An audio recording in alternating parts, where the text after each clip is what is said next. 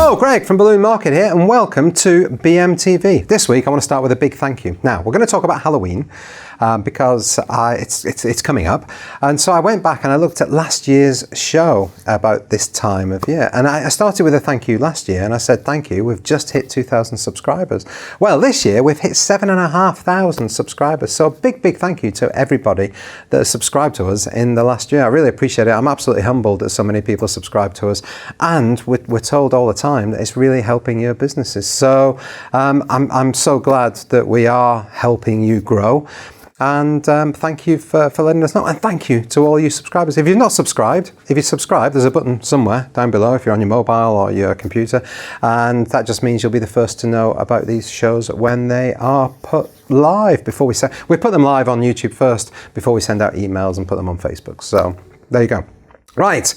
As I say, we're going to talk about Halloween. Last week on the show, I brought up a few Halloween balloons and said, hey, just as a reminder, here's Halloween. And I went down to the warehouse after that and I said, have we got any of the new stuff, the Halloween stuff? They said, yeah, Greg, we've got loads. And we do. We've got absolutely loads. I have to be honest, I don't get that involved in the purchasing, what it is we're going to buy.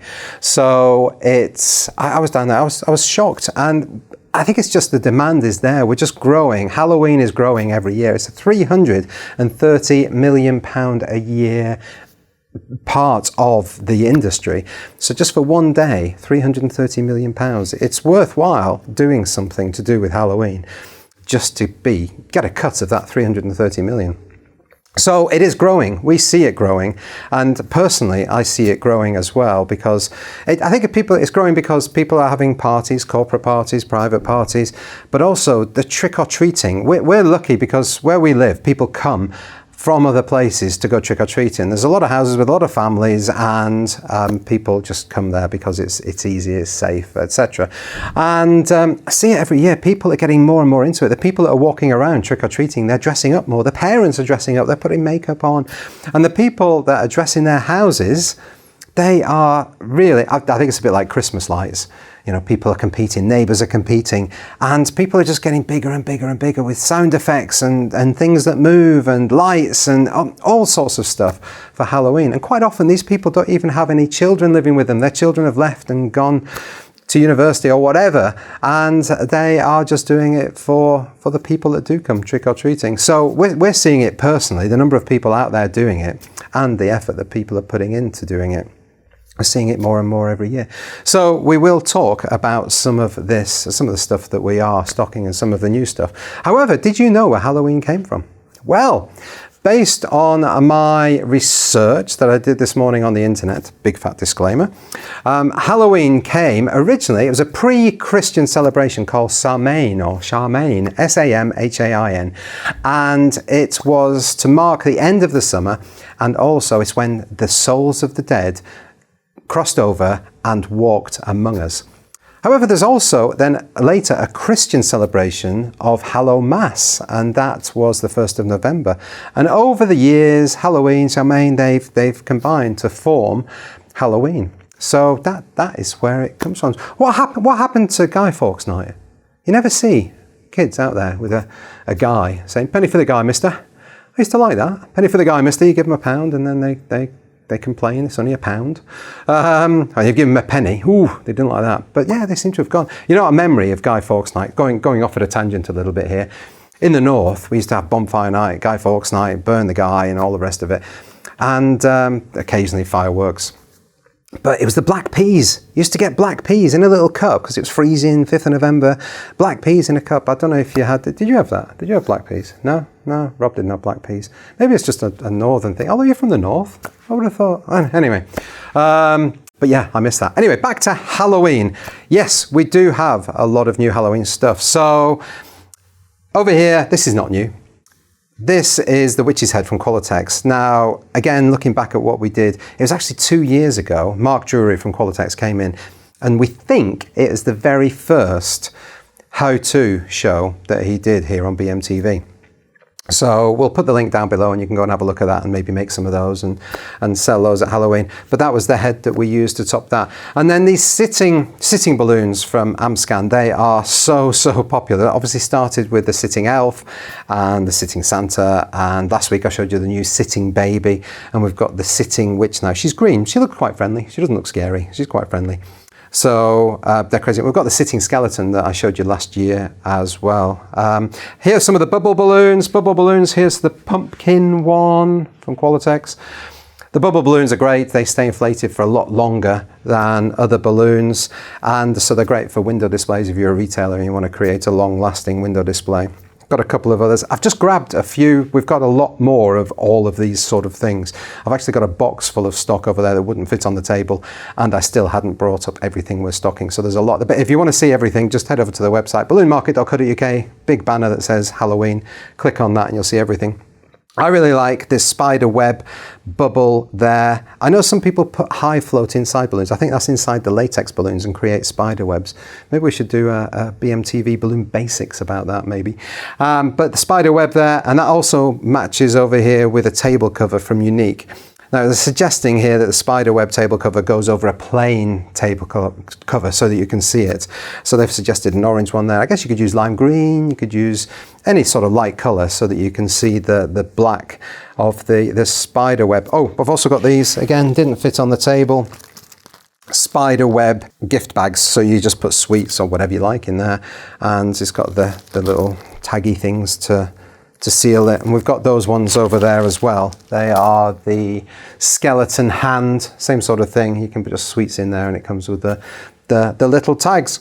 Back over here, we noticed that a lot of people are getting into the dressing up and the props and things like that. So we've got wound tattoos, just, you know, you stick on tattoos that look like wounds, so they're pretty cool. And these, I love these. These are the chop shop. These are hand and severed fingers. I put that in the fridge last year. Yeah, people here at work, people didn't find it that funny. I find it hilarious, but nobody else seemed to find it that funny. Anyway, so we've got those as well. There's a few other things as well. Again, I've not brought them up. Makeup. These are things that we tried last year from Amscan, and if you remember, Megan tried this one on and she said it was really easy to put on. So obviously if you use makeup on a regular basis, it's probably going to be easier. But again, people are just doing this when they're walking around trick-or-treating, really, or answering the door to people. They're really dressing up and getting into it. So yeah, she said it was really easy. Day of the Dead makeup, and I've got a couple of others there. Got the fake blood. Coming over here, we've got a dot garland, got some spiders. A lot of these sort of things like the props and the spiders, they're add-ons. They could be add-ons. Say you are decorating a venue for somebody and you can say, listen, do you want me to add a few surprises around the room that might scare people, like severed fingers or spiders on the buffet or something, you know, really evil stuff. And then you can say, I could charge you an extra, whatever, £20, and it might only cost you a few pounds to get those extra props. Things like that, confetti, that's the classic add-on. I'll charge you an extra £5 for some confetti and it only costs pence. This has probably got to be one of my favourite things.